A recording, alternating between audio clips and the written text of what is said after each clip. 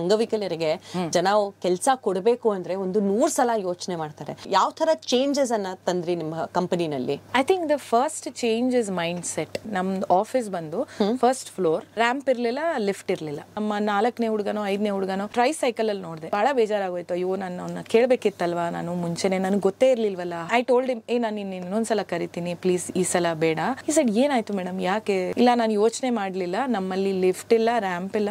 I don't know how will I take you. ನಾವಿಬ್ರು ಒಟ್ಟಿಗೆ ಮೆಟ್ಲು ಹತ್ತೋಣ, ಆಮೇಲೆ ವಿ ವಿಲ್ ಡಿಸೈಡ್ ಏನ್ ಮಾಡ್ಬೇಕು ಅಂತ. ವಾವ್. ನಾನಂದೆ, ಹೇಗಪ್ಪ ಹತ್ತತ್ಯಾ? ಬನ್ನಿ ಮೇಡಮ್, ನಾನು 25 ವರ್ಷದಿಂದ ಓಡಾಡ್ತಿದ್ದೀನಿ, ಅಂದ್ಮೇಲೆ ಹೆಂಗೋ ಹತ್ತುತ್ತಾ ಇದ್ದೀನಲ್ವಾ. ನಾವಿಬ್ರು ಹತ್ಕೊಂಡೋದ್ವಿ. ನಾನು ಕಾಲಲ್ಲಿ ಹತ್ತಿದೆ, ಅವ್ನ ಕೈಯಲ್ಲಿ ಹತ್ತದ. ಅವ್ನಂದ, ಮೇಡಮ್ ನೀವ್ ಇದೇನ್ 10 ನಿಮಿಷದ ಸ್ಟ್ರಗಲ್ ಅಂತ ಹೇಳಿದ್ರಲ್ಲ, ನನಗೆ ಈ ನೀವು ಕೆಲಸ ಕೊಟ್ರೆ ಆ 9 ಅವರು ನನಗೆ ಡಿಗ್ನಿಟಿ ಕೊಡುತ್ತೆ, ಖುಷಿ ಕೊಡುತ್ತೆ, ಸಮಾಧಾನ ಕೊಡುತ್ತೆ. ಆಮೇಲೆ ನಂತರ ಇರೋರಿಗೆ ಒಂದು ಮೋಟಿವೇಶನ್ ಕೊಡುತ್ತೆ.